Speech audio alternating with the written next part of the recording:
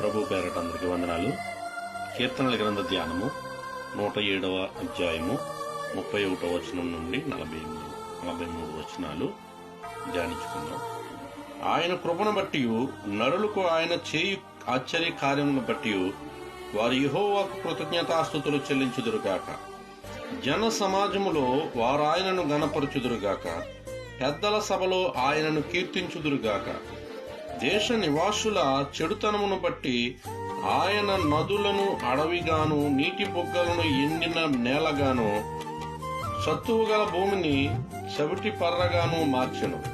అరణ్యమును నీటి మడుగుగాను, ఎండిన నేలను నీటి ఊటల చోటుగాను ఆయన మార్చి, వారు అచ్చట నివాసపురము ఏర్పరచుకున్నట్లును, పొలములో విత్తనములు చల్లి ద్రాక్ష తోటలు నాటి